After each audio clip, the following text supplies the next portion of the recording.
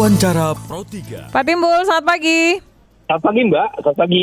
Iya, ya. Pak Timbul, ini nampaknya BPJS akan juga menanggung untuk para dokter-dokter magang yang ada. Sejauh ini, Anda sebagai koordinator bidang advokasi ya di BPJS Watch, apakah ini sudah tepat? Kemudian apa saja sih implementasi yang juga harus disiapkan oleh pemerintah? Ya, pertama dari sisi yuridis konstitusional itu pasal 28H ayat 3 Undang-Undang Dasar kan mengatakan seluruh rakyat berhak atas jaminan sosial untuk dilindungi.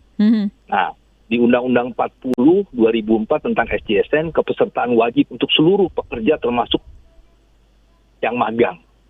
Nah, di Undang-Undang 17 2023 tentang kesehatan pun disebut untuk dokter dan tenaga kesehatan termasuk yang lagi magang, internship dan sebagainya. Nah, diturunkan lagi di PP 28 2025, turunan dari Undang-Undang 17. Diturunkan lagi dalam Permenkes 17 2025 tentang pengelolaan SDM, tenaga kesehatan dan tenaga medis dan tenaga kesehatan. Jadi memang tentunya seluruh pekerja, baik yang dalam proses magang ataupun pekerja yang biasa, yang umum, itu wajib dijamin oleh program jaminan sosial kesehatan dan ketenagakerjaan. Kesehatan program JKN, ketenagakerjaan itu yang wajib jaminan kecelakaan kerja dan jaminan kematian. Dapat ikut jaminan hari tua. Nah, kalau yang magang ini belum bisa untuk yang lainnya, tapi paling tidak jaminan kecelakaan kerja dan jaminan kematian itu wajib. Ketika mereka bekerja, magang, mereka pasti diperhadapkan pada resiko. Baik resiko keletihan, penyakit akibat kerja, kecelakaan kerja. Mereka berangkat ke tempat magang, ke tempat kerja, itu kan juga ada resiko di lalu lintas. Mereka pergi pulang di rumah sakitnya, banyak risiko. Nah, ini yang harus dijamin oleh program jaminan kecelakaan kerja dan jaminan kematian. Sampai menghadapi kematian pun mengalami kematian pun sudah harus dijamin, yaitu dengan mendapatkan santunan bagi ahli waris, ataupun misalnya kecelakaan kerja, ahli warisnya anaknya dapat beasiswa, ya maksimal 2 anak dari SD sampai perguruan tinggi. Nah, tentunya ini jangan sampai ada persoalan bagi pekerja magang ini ketika mereka bekerja harus mengeluarkan uang sendiri. Pada saat mereka mengalami kecelakaan kerja, penyakit akibat kerja, mereka membiayai. Nah, ini yang tentunya harus diminimalisir resiko-resiko sehingga program jaminan sosial ini bisa melingkupi mereka, memastikan mereka kerja tidak perlu cemas ketika bekerja. Nah, jadi regulasinya begitu, memang wajib. Nah, siapa yang membayar? Nah, ketika mereka magang, ya pemberi kerjanya siapa? Si rumah sakit mana? Itu ada ketentuannya. Jadi, kalaupun bekerja di luar kedokteran, misalnya pekerja manufaktur dan sebagainya, kita pergi magang pun di sana dijamin. Karena ketika mengerjakan sesuatu di tempat kerja, ada resiko.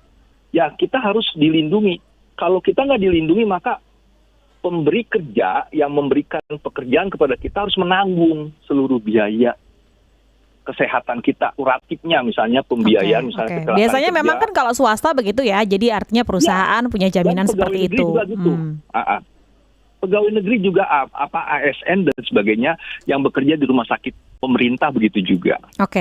Jadi secara konsep ini kan memang sudah menjadi sesuatu yang sama-sama kita ketahui begitu ya Pak Timbul ya. Tapi secara implementasi di lapangan ini yang saya ingin tanyakan. Di mana sih catatan-catatan Anda? Di mana kekurangannya? Di mana yang belum tersentuh juga sampai saat ini dari persoalan BPJS? Ya, tentunya secara regulasi sudah ada ketentuannya.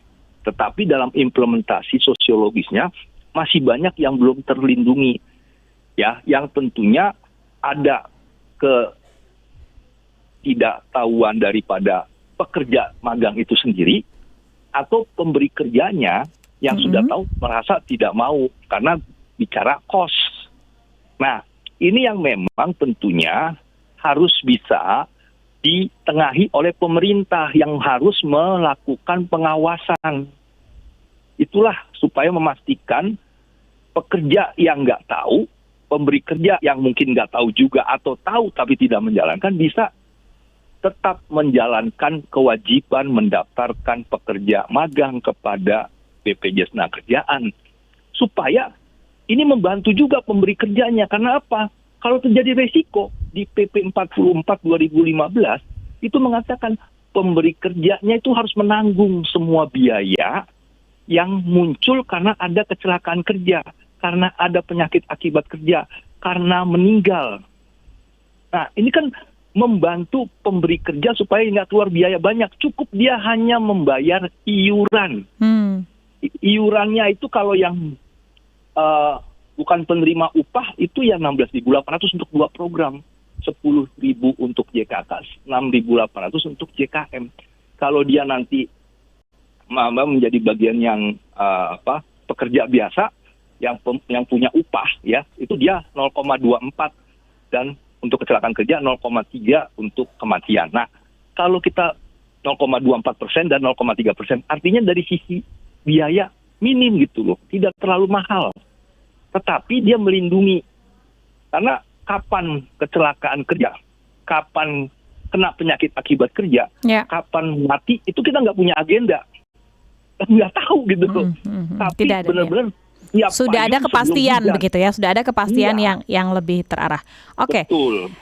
Kita tahu bahwa BPJS ini punya saya bilang punya plus dan minusnya tersendiri begitu. Banyak pihak yang merasa bahwa dengan adanya BPJS ini sangat membantu terutama bagi mereka yang sakit. Tapi juga ada beberapa kekurangan-kekurangan yang sampai saat ini berusaha disempurnakan oleh BPJS. Menurut Pak Timbul saat ini, ketika ini masuknya adalah kepada para dokter, mereka yang sebenarnya bertanggung jawab juga untuk membantu kesehatan masyarakat begitu. Apakah harus ada skala prioritas ataukah sama seperti yang lainnya?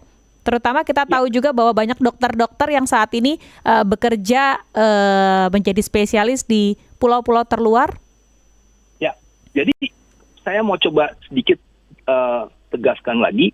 Kita punya program BPJS Kesehatan program Jaminan Kesehatan Nasional yang dikelola BPJS Kesehatan. Itu kalau sakit, kita punya program di BPJS Tenagakerjaan yang terdiri dari 5 yang wajib itu kan jaminan kecelakaan kerja dan jaminan kematian. Bisa ikut jaminan hari tua. Nah, jaminan kecelakaan kerja, jaminan kematian, kalau kita mengalami resiko ketika bekerja mengalami kecelakaan. Misalnya lagi merawat pasien, tiba-tiba ketimpa dengan asbes di puskesmas atau apa. Itu bagian yang bukan namanya sakit. Itu kecelakaan kerja yang dibiayain full oleh BPJS Ketenagakerjaan. Sampai misalnya kita lagi, si dokter yang lagi magang ini datang ke puskesmas, ditabrak sama angkot misalnya. Itu bukan sakit. Kalau sakit kerjaannya BPJS Kesehatan. Kalau ini ketenagakerjaan. Sehingga pembiayaannya full oleh BPJS Tenagakerjaan. Sampai tadi resiko meninggal dibayar. Kalau dia bayaran 16.800, kecelakaan kerja mengakibatkan kematian, dapat santunan 70 juta. Plus beasiswa untuk anak bila maksimal 2 anak kalau sudah ada anaknya. Nah, jadi tentunya ini beda antara kesehatan dan pekerjaan. Dokter yang sampai di daerah terluar pun itu mengalami resiko. Misalnya dari daerah ini mau ke daerah sana dengan dengan naik perahu dengan naik. Oke, resiko pekerjaan lah ya, kita bisa bilangnya begitu ya, resiko pekerjaan. Dihajar sama ombak, kecelakaan kan itu kecelakaan kerja. Itu yang menjamin BPJS Tenagakerjaan. Nah, jadi tentunya segala risiko, mau sakit, mau kecelakaan kerja, sampai kematian, ada yang menjamin. Ya, tinggal bagi BPJS Kesehatan kah atau BPJS Tenagakerjaan. Nah, tetapi tentunya itu yang memastikan seluruhnya itu harus dijamin, harus didaftarkan. Ya tadi, bahwa skala prioritasnya mereka itu harus sudah tidak ada pengecualian. Karena apa? Meninggal, kecelakaan kerja, penyakit akibat kerja, maupun sakit, itu nggak ada agenda, gitu kan. Kita bisa saja kena dalam waktu yang lusa besok, karena mungkin kekurang hati-hatian, ataupun ada orang yang kurang hati-hati sehingga nabrak kita, kan gitu. Kita sudah benar, ada yang nggak benar, nabrak juga. Nah, ini persoalan memang urgenitasnya tinggi. Oke, Karena baik. memang tadi mereka beresiko seperti itu ketika bekerja. Termasuk dokter-dokter yang di daerah maupun yang pergi keluar daerah yang mengarungi laut ataupun hutan kan gitu. Ada juga kan yang jalan di hutan kan gitu sampai ke tempat tujuannya. Ya. Gitu. Jadi risiko pekerjaan masing-masing.